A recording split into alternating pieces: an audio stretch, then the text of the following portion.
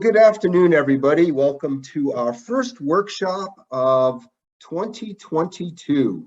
I'm very excited today to have two great friends of mine and a new friend, and just people who've been involved in our ecosystem for a very long time with a wealth of experience. But before I get to them, let me tell you a little bit about the Preccelerator and Stubbs Altitude Markleys. My name is Len Lonzi. I am the managing director of the Preccelerator program. We are part of the venture capital arm of Stubbs, Alderton, and Markleys, a full-service law firm headquartered in Sherman Oaks, California. Our Preccelerator program is actually a co-working space located on the Promenade in Santa Monica. We're open. We have an active cohort right now. We're looking for new companies to come in. We have a couple of attorneys on the call today. I'd like to just point out Aral Kagler, who is a senior counsel with our firm, and he is an expert in all things SaaS and contracts, has an extensive background with JPL and Caltech, and also spent some time at Disney. So Aral, say hello. Hi, folks. I'm happy to be on the call. Very interested in today's presentation. Also, one of our associates, Jose Ortiz, is on. Jose, thank you for being here today. Glad to be here. Hey, everyone. I always like pointing out our attorneys from the firm because they are taking time out of their day to spend with us and hopefully getting to know all of you. So with those ancillary comments out of the way, I'd like to introduce Peter Cohen and Nancy Hammerman of Sutton Capital.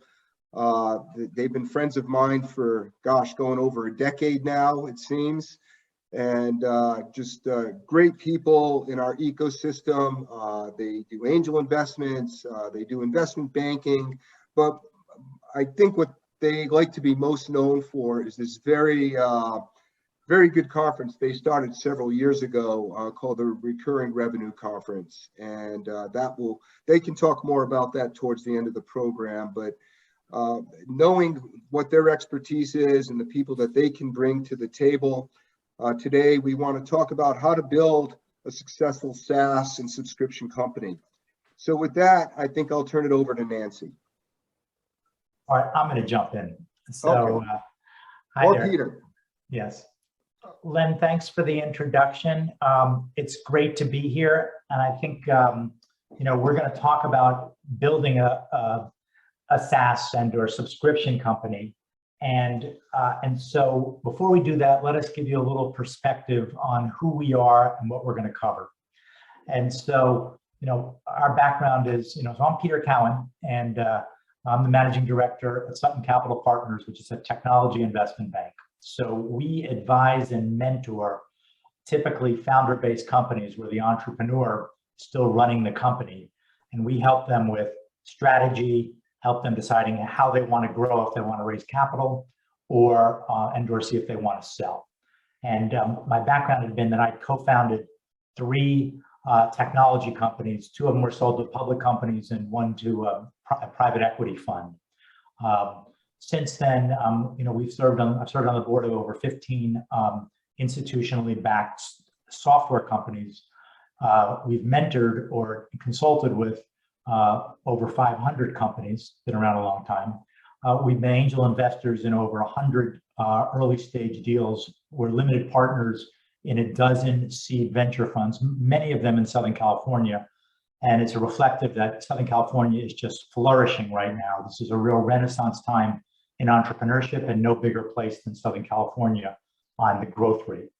My partner, Nancy Hammerman, is involved with research, analytics, and brings a deep understanding of subscription. She previously was at one of the largest educational publishing companies where she oversaw several divisions. One was where she pioneered pricing and strategy in the subscription world and helped with implementation that enabled their company to grow over 40% over 3 years in profit. She's been an operator at 4 startup firms, and she's on the board of director of the Women's Angel Women's Founders Network. We're also very fortunate to have Kelsey Galarza, who co-founded Orange Marketing, which is a content marketing and expertise in HubSpot in helping SaaS-based companies create, strategize, and implement marketing approaches. And so she's worked with dozens of companies, many of them that you're familiar with here, and she's going to talk about the marketing aspects. So what we're going to do today is we're going to sit down and we're going to have Nancy start off by defining what some of the terms are that are critical in understanding software as a service, or SaaS, and subscription. And then we're going to go into understanding what are key metrics to understand about this. We're going to talk about how to define them, how to use them. We're going to start in a simple basis, and then we're going to go into a little more depth, but we're going to leave questions that you can ask as you want to go further. We're establishing a foundation here today. Then we're going to talk about aspects of launching your business and growth steps to anticipate. Kelly will talk about marketing the startup, and then we're going to share with you additional resources at the end that are both, there are a series of combinations of publications, events to go to, blogs, books, that sort of thing. And then we're going to wrap up with some questions and answers. So a couple of things. We're going to talk for about an hour, and then we're going to have some questions and answers. We'd encourage you to use the chat box to tell us a little about yourself and to have questions so that we can use those at the end to go in and ask them. So with that, I'll turn it over to Nancy, and she'll start off by talking about some of the definitions and giving you a sense of the broader market of what we're defining. Nancy? Hi, everybody. Glad to be here. For most of you, this may seem obvious, but I just thought I'd start by giving you the definition of software as a service. And it's a software licensing model in which access to the software is provided on a subscription basis, with the software being located on external servers rather than on servers located in-house. And that's significant in that we're seeing massive changes in the marketplace, with many founders being able to start up companies and outsource everything from HR to fractional CFOs and CMOs and so on. And so you no longer necessarily need an IT department. And when you have a subscription model, customers pay on a monthly or yearly basis to access your software. And when those customers stop paying, access to the software is cut off. And in essence, those customers are now paying for continued innovation. And that's a really important part of why we are particularly enthusiastic about the subscription model. And take a look at some of these companies. Some of them are local, like ZipRecruiter. And these companies have grown at an extraordinary rate. And all you have to do is take a look at Wall Street and see how Wall Street is looking at some of these companies. Let me give you just a little bit of background in terms of some historical context. Most companies today are switching from what was a perpetual licensing model to a subscription-based licensing model. But in the early days, Photoshop, as an example, was a perpetually licensed product. And I remember back in the late 1980s, we had a huge IT department. I was working for this large educational software and publishing company. And really the folks who were using Photoshop were, designers, photographers, people in the creative jobs, but it was really quite expensive, and it wasn't available to the average person. By the time Adobe ended the perpetual licensing model in 1988, Photoshop at that time cost nearly $1,000, and only professionals could really afford it. But by switching to the subscription model, Adobe Cloud, the company was able to generate recurring revenue, making the software much more affordable. And by the way, it also fends off threats from cheaper alternatives. So that's one of the advantages. And you'll hear throughout the presentation today one of the things that we're particularly excited about is this ability to build stronger customer relationships. Here's some of the consumer digital subscription that I'm sure you're all familiar with. And some of them, like Headspace, are both B2B and B2C, because initially Headspace was B2C, but now you find Headspace on airplanes, and Headspace are licensing their software to all kinds of companies. In the direct-to-consumer subscriptions, you're seeing more physical goods. And so again, some of our local companies, Dollar Shave Club, Thrive, Flex, Ipsy, you're seeing physical goods. Sometimes it's a box subscription. These companies are not valued quite as highly as the SaaS companies, and for obvious reasons. They have cost of goods sold, and they have manufacturing. They have a lot more logistics. Take, for example, the Books, who send flowers. They actually started by working with growers in Ecuador, and they cut out the middlemen, they cut out the shop owner for the flowers, and they go direct to the grower. So these companies are able to watch the behavior of their customers. And that's the reason why several years ago, Unilever paid over $1 billion for Dollar Shave Club. Why? Because Unilever was selling through retail stores. And Dollar Shave Club was one of the first, and as you probably know, unicorns in Southern California. And people were astonished at the price that they paid. But that again reflects the way in which valuations have changed and increased over the years when you have companies such as Dollar Shave Club who have new ways of delivering to the customers, reaching the customers, new way of marketing and advertising on a number of channels, and learning more about their customers. So why build a subscription company? Well, it's really better than a repeat customer. Again, you have people who are willing to pay, for example, a video game, $60 a year, they're paying $5 a month. And these customers become invested. They believe in your product. They're loyal to the service that you're offering, and they're waiting for you to offer them new upgrades, new features.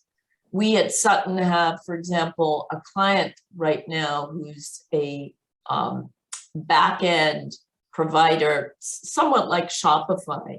And one of the things that we find so fascinating is the founder is really a product guy. And he is way more excited about telling us about the latest features on his new products that he's introducing than anything else. I mean, he is so excited that he's got these customers and that he's able to then introduce new product features. So predictable revenue, that's something that in the past, many industries didn't have. I mean, I worked in the book business for years, and we'd always call it the 90-10 rule, right? 90% of your product is not going to be profitable, 10%, and you wait for that big hit. Same in the film business. Well, now in software, you really have much more predictable revenue, especially if you have loyal customers. Again, Peter's going to talk a little bit later about deep customer insights, but you really can learn a lot about your customers and look very carefully through the analytics and pay attention to the analytics as to what your customers want. More and more companies increasing their customer success and seeing customer success as an integral part of the company. Again, opportunity to become indispensable as a product, again, with people who are loyal. I don't know about you, but I'm not going to give up Calendly in a hurry, and I'm certainly not going to give up Zoom in a hurry. And also this ability to upsell, again, adding new features, and of course, some power in pricing. And we won't be able to get to much to pricing today, but that's a whole subject of itself. Here is the Bessemer index showing the emerging, so showing cloud companies. And look at the performance between 2013 and 2021. It's just staggering how well these cloud companies have done. And really, this is not something new. This is something very accepted, that people now are looking at the ways in which companies are valued, and the cloud companies with a series of outsourced and other features are incredibly valuable. So Peter's now going to talk about specifically some of the terms that we look up and that are standard in the industry. So I want to add on to what Nancy spoke about. And I think one of the reasons is many of you are entrepreneurs here. You're launching your business. We sure hope this one's successful, but invariably many of you are going to either launch other businesses, some that will be successful, some that won't. Can't tell you how many times we've mentored, worked with, invested with, helped sell companies that entrepreneurs had on their third, fourth, fifth, sixth time, right? Or that they were successful once and then not successful on the next one and they kept going. You know, the definition of an entrepreneur is somebody who keeps going and finds opportunities. And I think one of the things that can't be emphasized enough is the profound change going on and what SaaS and subscription is, the direct-to-consumer component. Essentially, your clients are your own laboratory where you can continue to work, innovate, provide, do testing, and when you find something, just scale it out. And I think that this is a time that is so powerful to be able to do this, and the literal flywheel effect of you being able to have all these new SaaS products, all these outsourced capabilities, plus the fact that you've got a whole workforce that's essentially worldwide, enables you to try many different sorts of things inexpensively, learn about them, and grow and find a hit and go. That's the good news. The bad news is everybody else has these same advantages. So never has there been a better time to be an entrepreneur.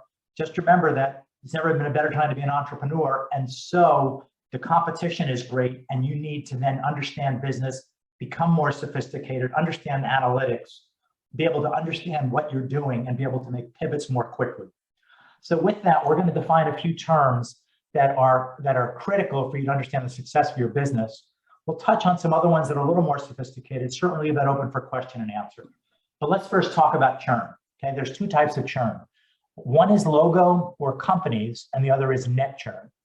Different terms, different definitions, different ways to define them. But churn essentially for logos means 12 months ago, who were the companies that signed up that month to be with you? And 12 months later, how many of them are still with you? So if you had 50 companies that started in January of 2021, how many do you have? How many of those same companies in January 2022 are still your customers?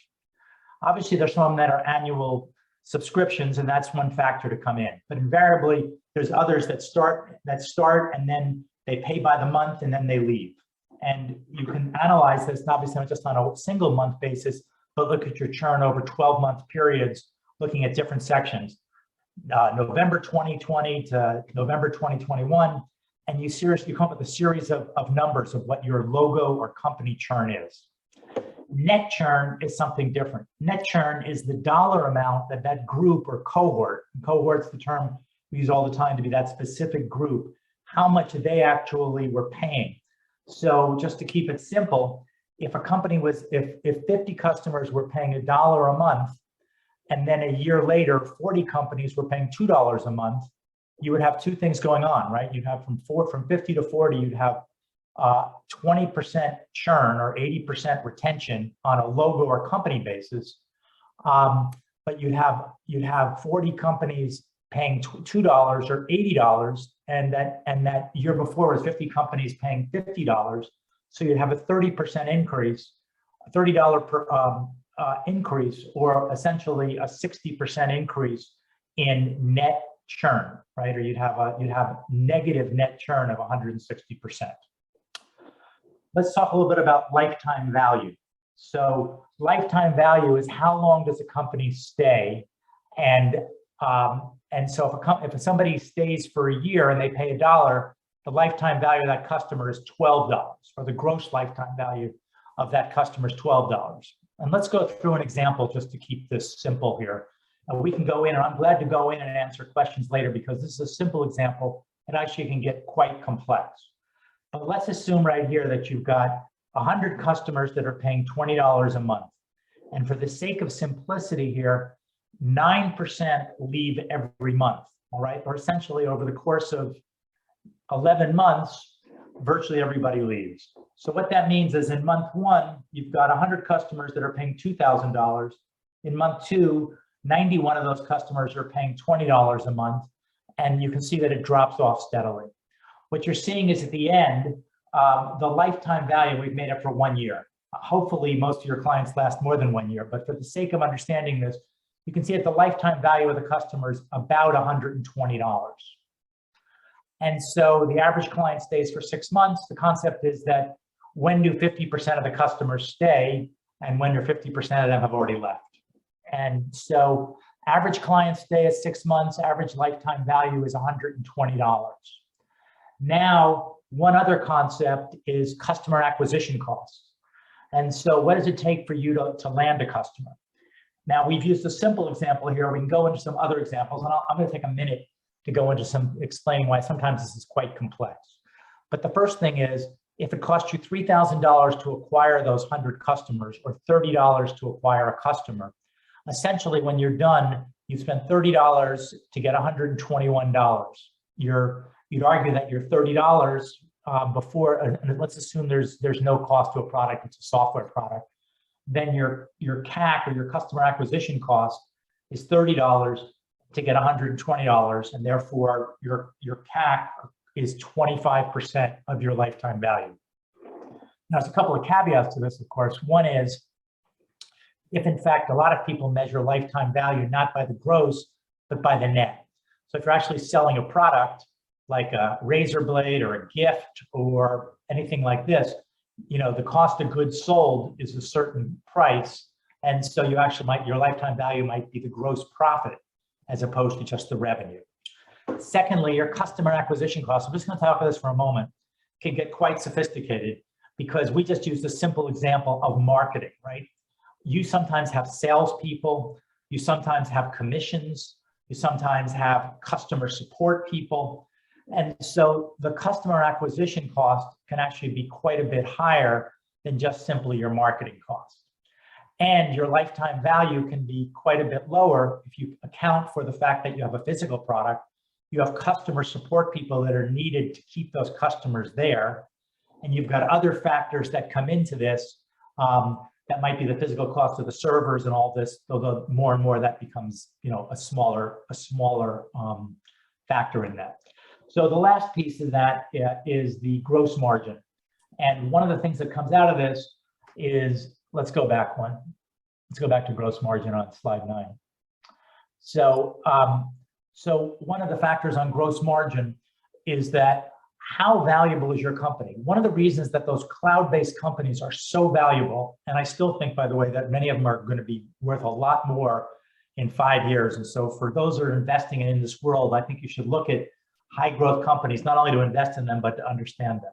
But the beautiful thing about cloud-based SaaS companies is that the incremental cost to add a new user is relatively small.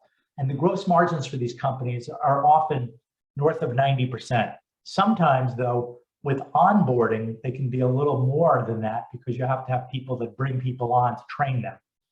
However, Wall Street and investors and venture capitalists and angels have come to understand that onboarding is a fantastic thing, because if it takes a lot of effort to onboard a customer, that means they're more likely to stay. The more effort that a customer needs to be trained to be brought online, the more friction it is for them to change. That often results in higher retention, lower churn. It also often results in companies spreading that product. As they train a few people, they need to train others. And of course, nothing's better than selling to a company that's another SaaS company that's growing and they have needs, which is why people often look to sell to companies that are other large enterprise companies, especially large software companies. So if you're fortunate enough down the road to have a client that's Microsoft or Adobe or ServiceNow, you're going to be valued very highly, because the one thing can be sure of, those companies are going to keep growing, and it's kind of like an investment. Your own net churn will keep going up each year as those companies use more and more of your product. All right, let's go to the other slide of other. So let's talk about other factors in value creation. The biggest one, and I'm sure all of you know that since COVID, counterintuitively, valuations have gone up. Valuations have gone up 2 to 4x for the same company pre-COVID. However, many companies have gone up a lot more than that for a host of reasons, one of which there's a lot more money around. But another reason, not to be understated, is how well these companies are positioned for growth. You know, Shopify had that great phrase where the CFO, who's now the president of Shopify, said, in the last 5 months, we've had an acceleration of 5 years in our business, right? And so many of these companies have accelerated their growth.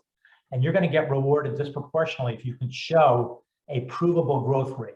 A company that's growing 10 or 20% a month will get a much higher valuation than a company that's growing 2 or 3% a month.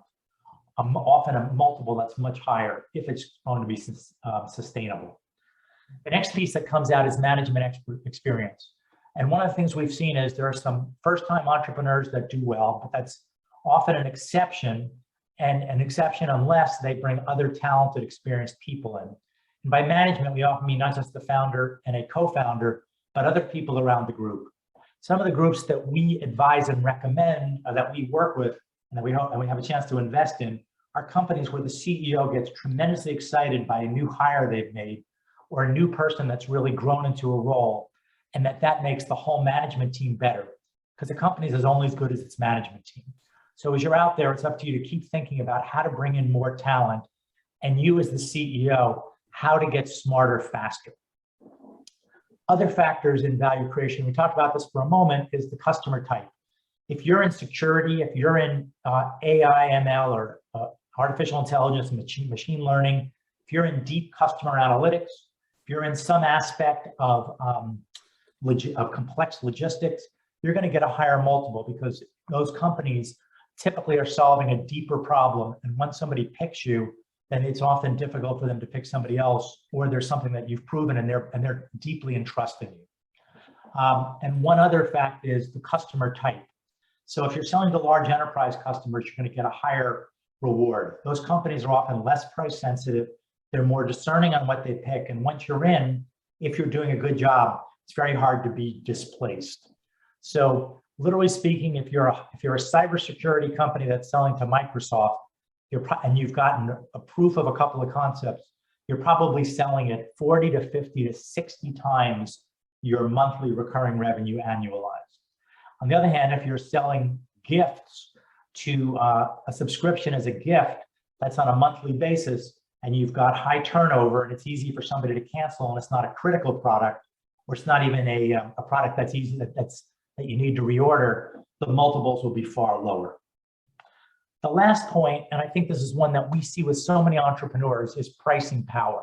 Invariably, many people, many entrepreneurs say, I'm afraid to raise prices because I'll lose my client. Often, if there's a truth to that, it shows that your product really doesn't have a lot of power and that somebody feels they can switch. What's more often the case is it's the entrepreneur's initial fear of losing a customer, but over time, they should be able to raise prices. They can raise prices for several reasons, because essentially they're the IT department, so they in effect can raise prices by showing that they're providing extra value.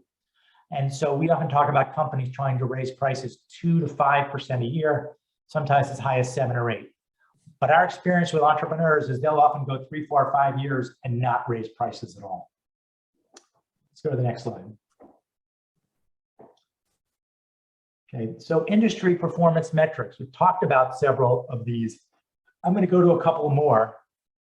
And smart and talented CEOs often have a dashboard of key performance indicators. They're often custom to what the company has.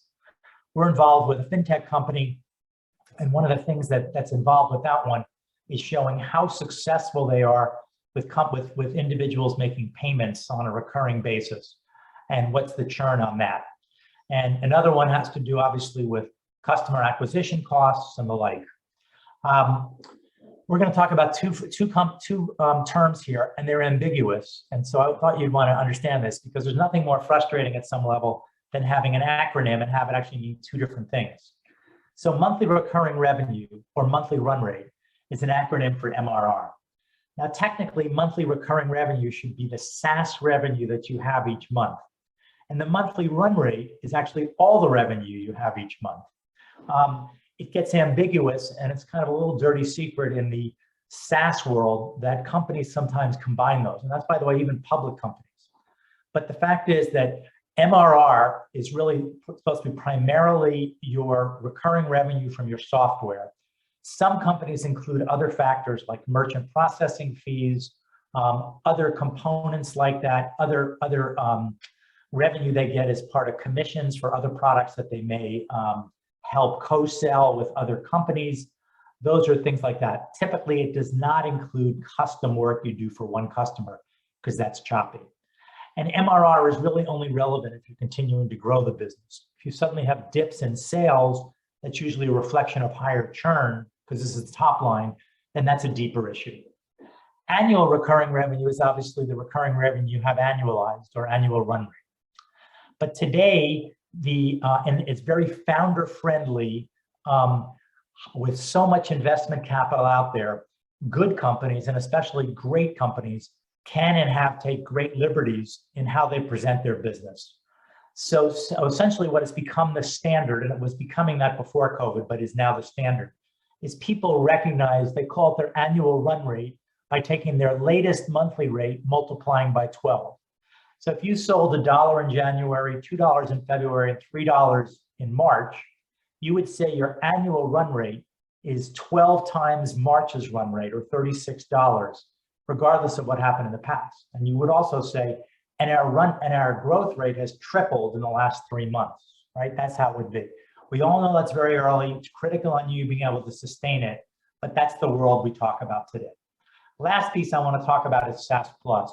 This has become a very big component.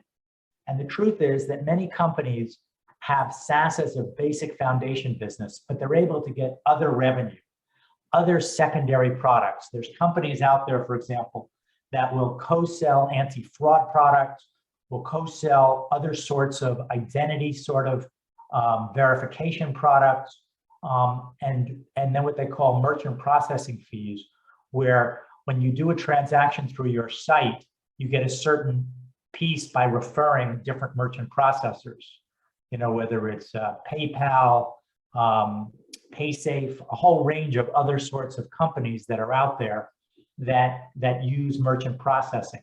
And that's a very high margin kind of add-on product that is close to recurring revenue. It's a little bit of variability, but sometimes there's real benefits in you having these other products, and it's becoming more and more of a standard.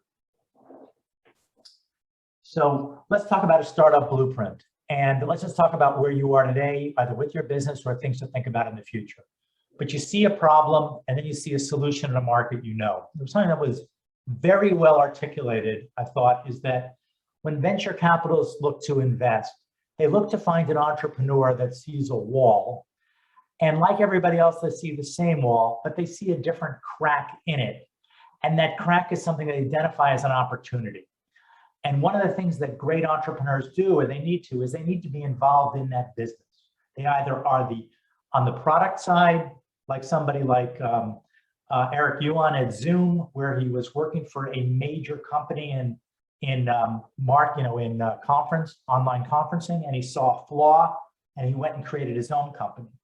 Or somebody who's a customer, and they're frustrated by something, and they think they can do it better. So there's a very exciting company in Southern California called Boulevard, which basically makes hair appointments at high-end salons.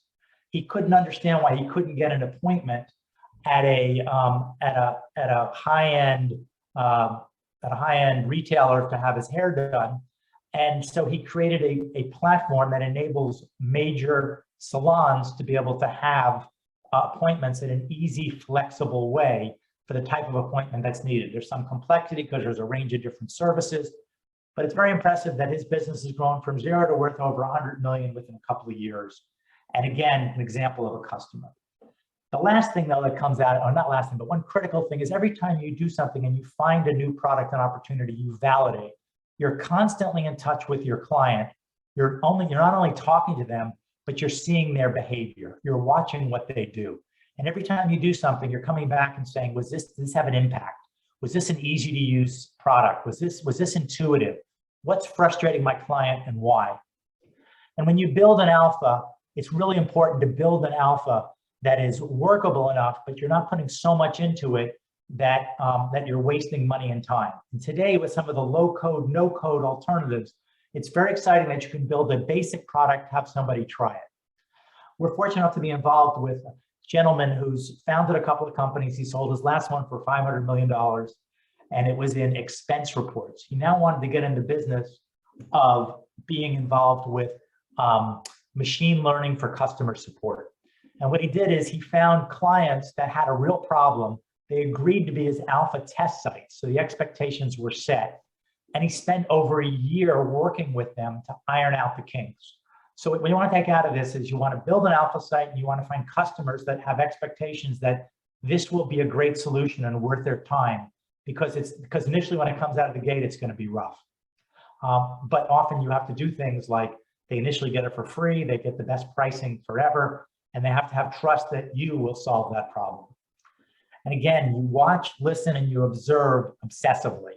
All the time, you're thinking and understanding through the eyes of the customer. Invariably, you started this product because you thought there was a problem. As you get in, you often find that there's different nuances and niches. And it isn't uncommon for you to say, I've identified a different customer who's a better need for this.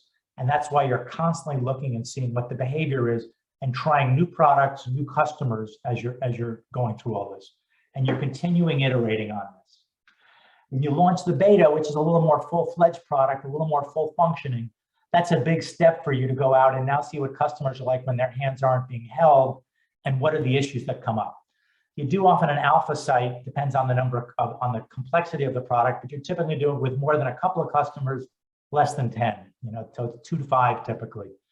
And then when you do a beta test, you're typically doing it to a broader group and you're seeing the reaction as your product comes out and what are the issues.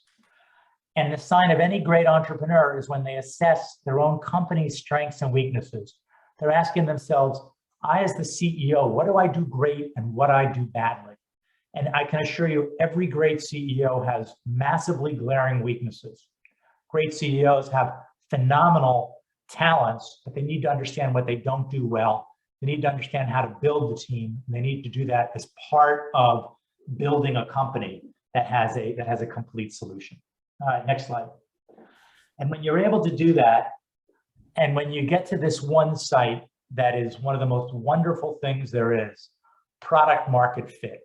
And that is when you've identified a product, you've identified a problem, you've identified a solution, you've provided a solution, the customer is showing you that, not only by renewing, but by the degree of involvement, what they're able to solve, how they're bringing more people in, their degree of satisfaction. And that not only shows up in the metrics, but it shows up in the qualitative aspects as far as you're understanding the customers, the feedback you're getting, and you're really understanding the needs of the customer. So great CEOs never stop communicating with their clients on a deep basis. You may read other stuff, you may get distracted, but you always have to be touching and aware of what the customers are. And deep customer insight is when the product market fit is when you're understanding what the customer needs, you're addressing it, you're seeing it, and you're actually continuing to work on improving that product. Great customer insight comes from you frequently getting together with customers, understanding what their needs are and how it's changing. The good news is great products can keep evolving because people are getting more sophisticated. What a small group of people today can do better than ever, 10, 20, 50 times more effective than what a company could do 10 years ago with larger, clunkier software. And you need to continually be in touch and continually grow your business. And you also need to continually find new markets, and there are new markets evolving.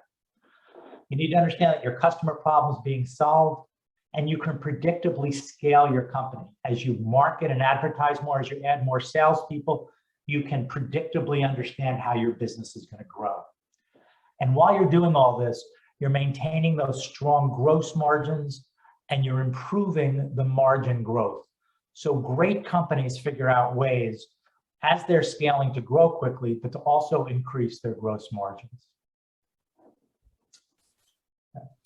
Okay, over to Kelsey. Yeah, so now we're going to introduce Kelsey. Kelsey, go ahead. That was such a great segue, Peter, and thank you so much, Peter and Nancy, for all of those insights. So what Peter just talked about was kind of two phases of launching your SaaS business. One is developing your product and how you have to listen to your customers to develop that product and iterate on it. And the second is reaching product market fit. And one of the things we continually get asked from entrepreneurs is, when should we start marketing this product? And the word marketing means different things to different. And the reason I wanted to address this really directly is because very frequently one of two things happens to an entrepreneur. They think marketing means going big and going bold because they've read about that. Like, there's so many stories about, big promotions, and you see a lot of advertising for some of these startups. You may not even know what they do. So people think they need to go bold, and they sometimes do it too early, perhaps before they have product market fit.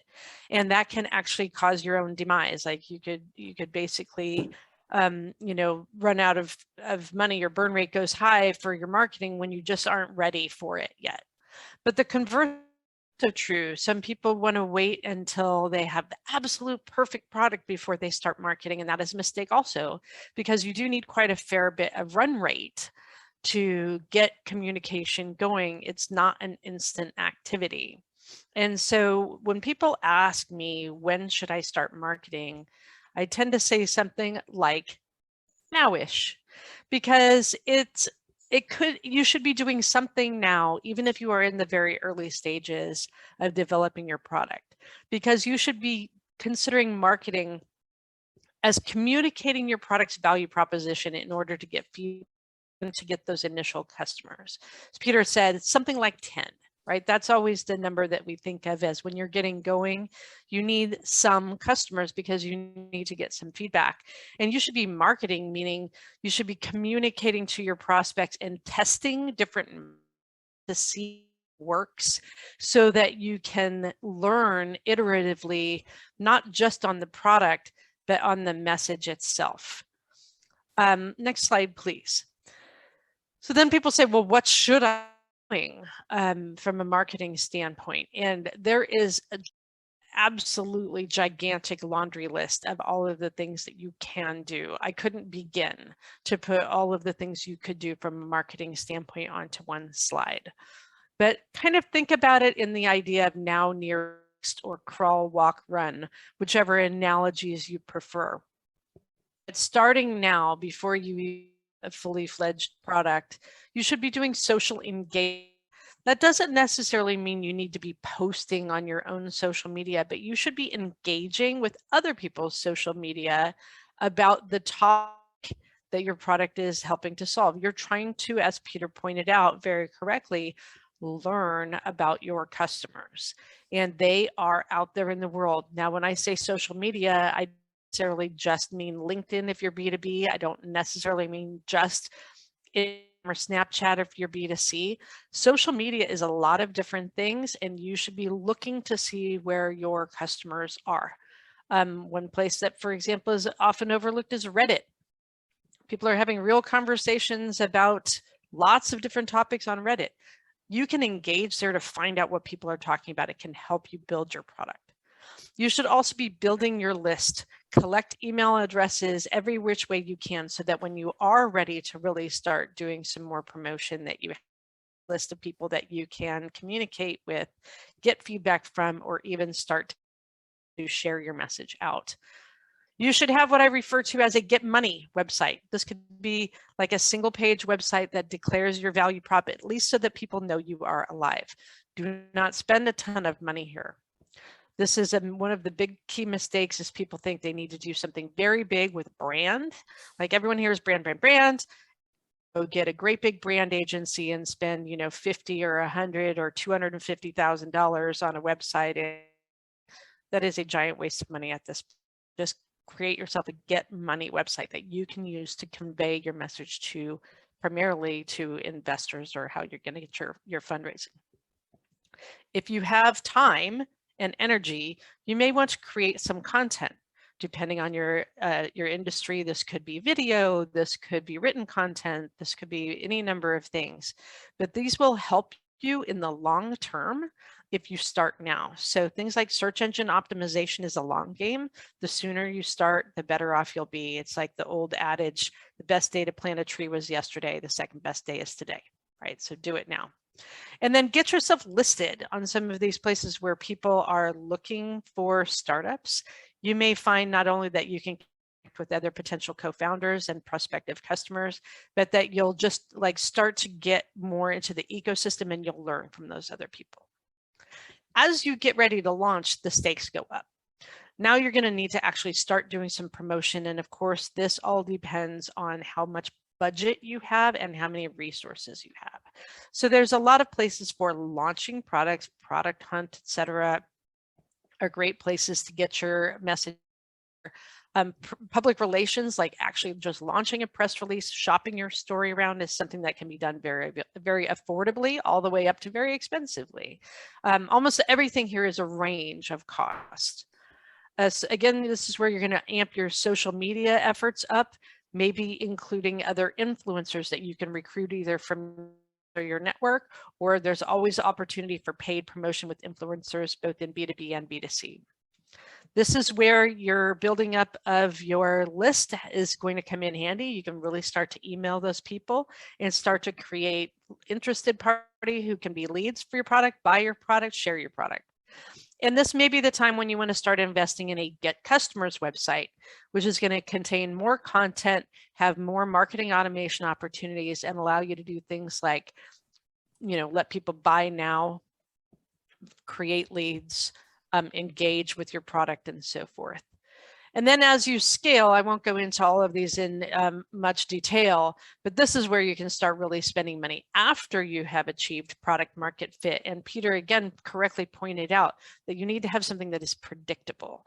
You want to start scaling when you can know what the results are going to be. You can start then layering on more different portfolio of marketing approaches, because sometimes they will stop working, sometimes some will pop and really scale, but you can't have just one. It is truly a portfolio approach, and I've listed a number of ideas here.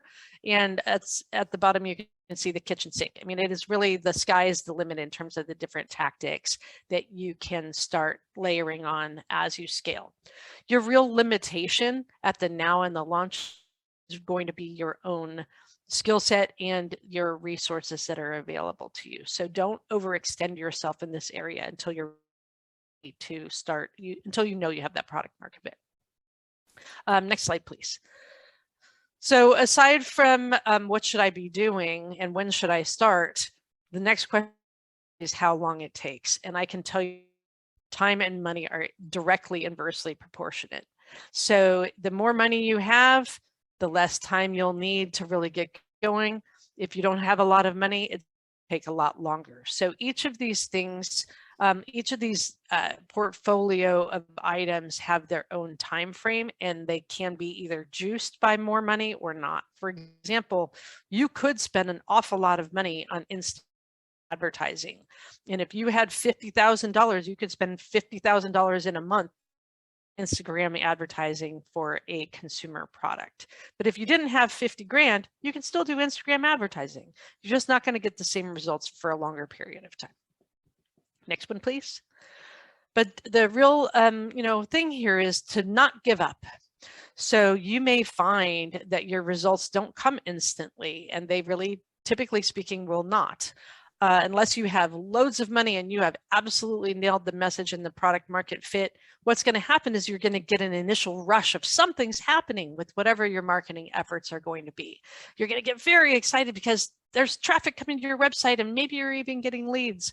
But then you're going to realize that, oh, maybe those weren't the right people, or they didn't actually buy for some reason, or the sales cycle is much, much longer than you expected. So you're going to hit that trough of disillusionment. Many, many entrepreneurs quit here. And it's because they just haven't seen it through to the other side. So much of these things just take a lot longer to build up than you think. Again, especially if you don't have resources, that you just need to slog your way through the trough of disillusionment, and then you're going to go up to the other side, and then you can actually start to see that asymptotic growth that you want to see. All the pictures are shown to you in the case studies on the web. On the next page, if you wouldn't mind, Nancy, please, is a real example of a startup. This is a very real company, and what you're seeing here is their number of this is just this is from HubSpot. This is their direct screenshot of their report. The colors that you're seeing here are those different sources of leads, as I mentioned, different portfolio of marketing activities that you can do that drive leads. So you can see when they were early bootstrapped, you saw, oh, an initial rush of things. You can see those pink bars. So early marketing person started to try to spend a lot of money on paid search, but it wasn't terribly successful because it wasn't turning into money. That's where you see that trough of disillusionment. You can kind of see there from sort of July 2018 through May of 2019, you can see kind of a slump. That's the trough of disillusionment. Once they got a little bit more money, they got a little bit more sophisticated and started growing in a more sort of linear fashion. They got another round of raising, it leapt up even a little bit more. You can see this particular client has a real linear kind of growth pattern in the second half. They still don't have enough money to really just load the gas. If they did, you would start to see that real influx, so that real hockey stick approach. So you can see this is a very real example of what it takes to be patient and stick with the game. Last question on the next page that people ask is, how much will it cost? Well, there are three primary types of costs associated with marketing your SaaS business. The first is labor, it's people. So much of what happens in marketing has to be done by human beings. Again, you may have heard like, oh, it's just a matter of like you put money in the Google machine. Somebody's got to put money in the Google machine and pay attention to the Google machine. So you are going to need labor. And that could range from a relatively small amount. Let's say you can get your, real up and comer niece to help you out. Great. That could cost you a lot, or it could be incredibly expensive and you could need to hire a whole team of 10 or 15 people very early. Again, this is a very broad range. So you are going to need people, or you're going to need to hire out. So there's definitely a build or buy decision to be made. And typically most companies early stage are going to be better off with a little bit of a combination of the two. The next cost you're going to incur is going to be your sales and marketing tech stack. So this could range from a very low dollar amount in terms of hard costs, because tools are free, but I want you to remember that you will pay for those very low hard costs in soft costs. Like people still have to maintain systems and manage them. So again, like wide range, but you will need some tools to manage your sales and marketing. And then lastly, your different kinds of channels and campaigns that you can run can be very inexpensive, free or nearly free, all the way up to incredibly expensive. I worked at a startup where we were literally in our first month of launch spending more than $250,000 a month in paid media.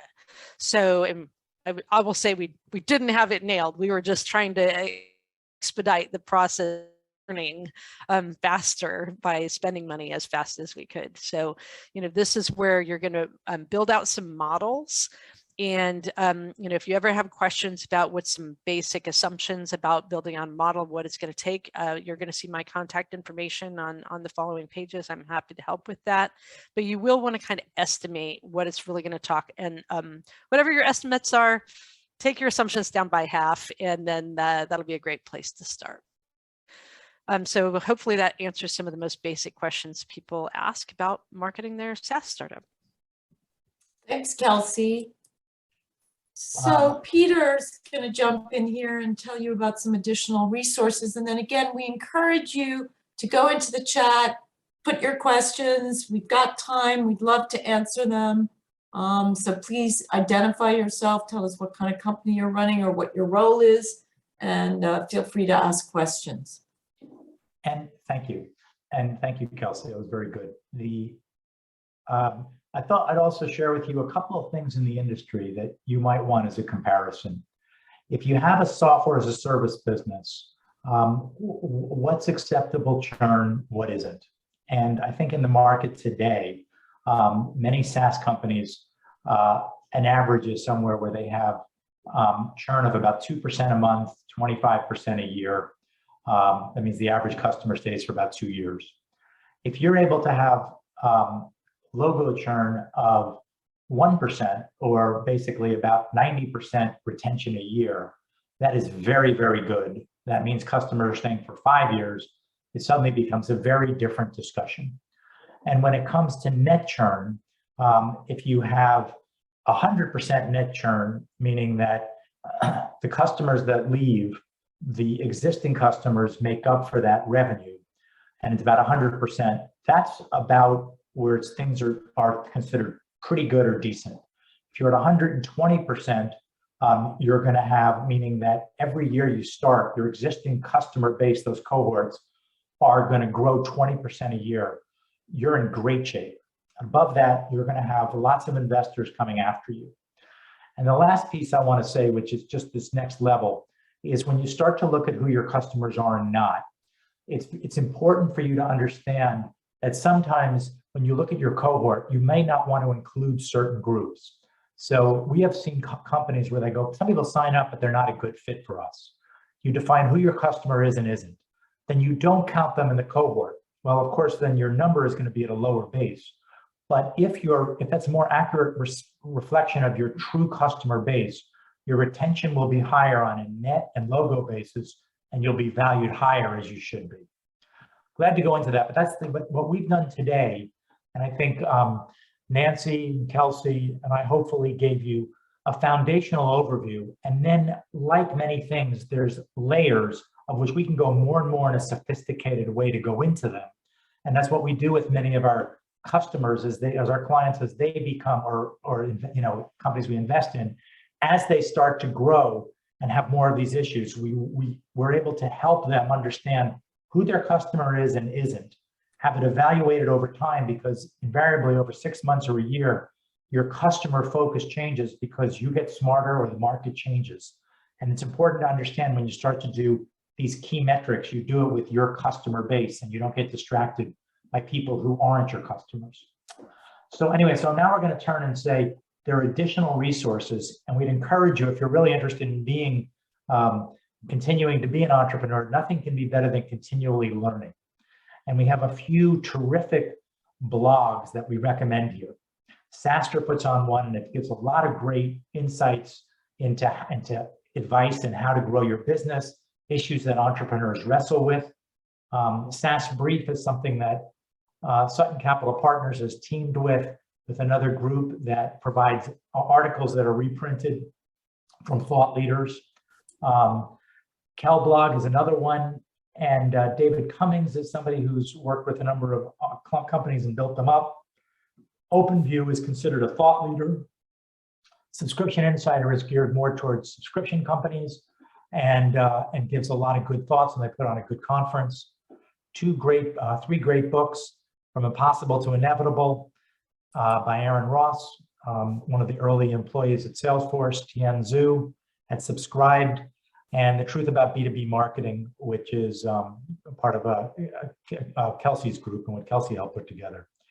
Several events. The biggest event for SaaS is SaaStr up in Northern California. It gets thousands of people, some excellent speakers. We think it's terrific. Sub Summit is one that's focused on subscription companies. That's around the country, an annual event. Same with the Subscription Show. We put on the Recurring Revenue Conference. I think it's a terrific event. We've had, we put it on to be our 6th year, April 26th. It's a place where we have learned a lot, and some of the phenomenal thought leaders of Southern California have come, spoken, grown their businesses. Had several of these companies speak, and I think we have over a dozen companies of speakers that have become unicorns since then. Whether it's ZipRecruiter and a host of others. Why am I? What's Signal Science. Signal Science, and what was Rick Stolmeyer's? MindBody. MindBody. We've had a range of them come in, and we'd encourage you to come look at that conference. And for those of you that would like to volunteer, by volunteering, you can get in for free. Please reach out to us in the recurringrevenueconference.com and say you'd like to do that. You have a chance to help with that. And that event is April 26th in Marina del Rey. Another podcast that's very good is the SaaStr podcast. So with that, we'll turn and see if there's some questions, and let's take a look. And I see that actually there are questions now. So Peter, let me help here. The first question that I see is from Lamont Gibson. Please elucidate the rules for use of MRR and ARR acronyms. So I'm not sure if you understand the question, if Lamont wants to embellish a little bit. Yeah, please do. I don't understand the question. Actually, I was referring to the I guess dual use of the acronyms. When it can be one or another. Well, I can't. By the way, it drives me crazy a bit too. And so here's what's gone on is that MRR used to be just monthly recurring revenue. It's somehow become, combined. If you're looking for investment, I think the current way to do this is to make sure the overwhelming majority is software as a service. From a more sophisticated point of view, when we're talking to potential buyers and investors, we break it out and say, here's the SaaS revenue, here's other recurring revenue, and here is one-time revenue, okay? And we break it off. And sophisticated investors will say, I will value the SaaS revenue at, say, 8 times annualized run.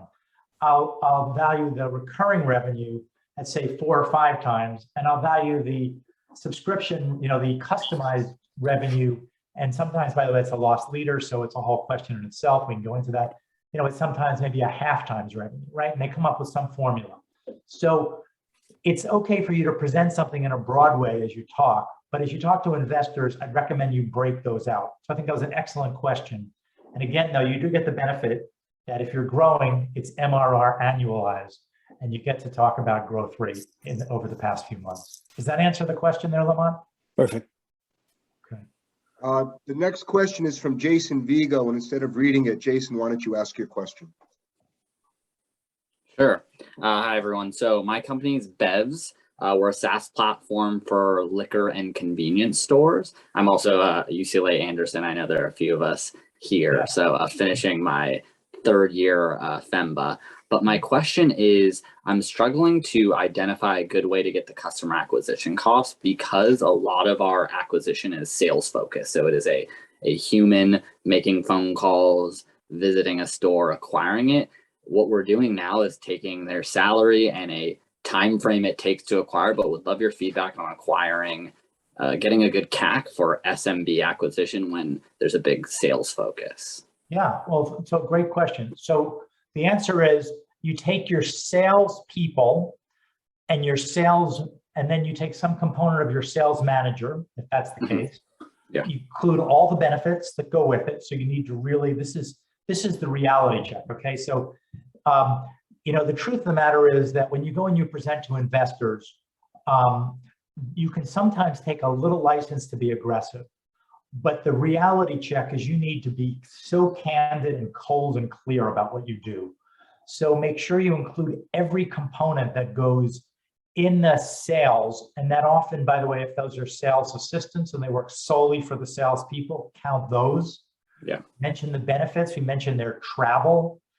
We mentioned that if you go to events, like if you go to the Liquor Association event, include all that. And I think it's like a lot of things. It's a little bit like owning a house. You're sometimes surprised at the extra costs that go involved with sales ownership or home ownership. And I'd add your sales tech costs in there too. Good point. Good point. Salesforce and things like that. Yeah. Mm-hmm. Absolutely right. Thank you, Kelsey. That's a very good point. And so add all those, be ruthless with it, go overboard, and use that in your calculation going forward. So it's a very good question, and more companies are looking at it where there's a sales force, it's a critical component, whether it's even overshadows the marketing aspect. You're absolutely right.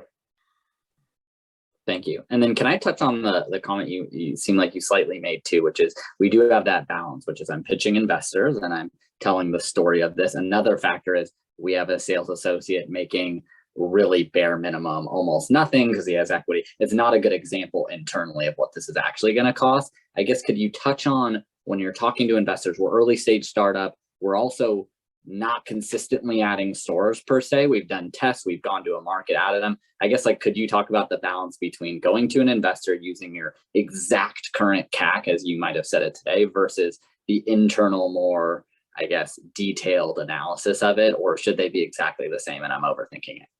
Well, that's a judgment call. And obviously, the one thing you don't ever want to do is mislead somebody and then you lose credibility. Yeah. The truth, though, is today that if you're able to gain some momentum, and that's where you get investment. The people you read about that get valuations before they go out to market are typically people who have been rock stars in the past, or there's some reason to back them, right? And you're seeing that and all this, that goes on with some of those companies. But with your company, what really matters is growth. And if you have something where you're currently giving somebody equity, I think the issue is, I think it's okay to continue that for a short term and then build that in over time, build that in. So I think you can just say, here's what we're doing and point that out and then move forward. And that's how I would do it. I would just say that, and then you might build calculations, but presumably that you're on such a small scale, it's an interesting question, but anybody investing in you, they're going to invest and believe you're going to have many dozens of stores. So there's a little bit of latitude as far as what your CAC is and going forward with what you're doing. Perfect. Thank you. Thanks, Peter. Thanks, Jason, for the question. Bob K., you have a question. Why don't you go ahead and ask it? Yes, I'm putting together a startup for doing some cannabis testing equipment. And part of it is a combination of hardware sale and follow up with the SaaS model behind it. As I'm trying to work out my financial plan and projections, one of the hardest things is to actually put a number on things like the churn for what's expected, or at the least, what would be a minimum target that I would need to set to be recognized as something that does look like a viable opportunity. Great question. So, one of the hardest things is to figure out something before you made any sales, and that makes it hard. What we have found to be helpful is for you to run a whole series of scenarios. And the goal of any projection is not to get the right answer, because it's impossible. There's too many variables. But what it does help you do is once you've done it with enough scenarios, you start to get a feel for what needs to be done to work. On the other hand, there's nothing like going out there and doing it. And when we talk to entrepreneurs who are starting businesses and they have all these hypotheses, it means nothing until they go out and prove it. And so we can't tell you the difference in credibility that's so critical between getting the first couple of customers and not. And until then, we think, I think most investors, unless you're extraordinary or they're your mother, don't really believe in what you're doing until you've got any proof. And what's interesting is one customer is better than none. But when you start to get 3 or 4 customers acting in a similar way at some scale, and then obviously a broader number depending on the product. But the whole question to you is, if somebody's getting this hardware, what are they getting it for? Are they paying a price up front? Are they paying a certain monthly amount? Do they return it? How do you get it back? Those are real interesting questions, right? I mean, Peloton, for example, is a parallel to your business, right? Somebody's got to fork out $1,800 or $2,000. Now, this buy now, pay later has been an interesting question, but somebody else is on the hook. So now they're paying a certain amount per month, but they really have to pay it. They're owed it. They just have an obligation, right? So that's made it more frictionless. And that's what you have to think about. How much is the commitment somebody's made to buy the product so they're likely to use it? And then once they start using it, what's the behavior? And that's the critical component is, Are they using it and are they getting value out of it? And presumably the SaaS you're using is giving you insights into the behavior. And what we see is that many companies are saying, these people are using the product, 5 times a day, right? Or they're using all this involvement. We're involved in a company that was working with small business owners, so they're really solopreneurs. We discovered is individuals were using it and they started to use it for 2 hours a day, and they suddenly started to go down to 1 hour a day. Like, oh my God, this is bad. Just the opposite. They got so good at using the product that they were using it quickly, frequently, and that's a better gauge than anything.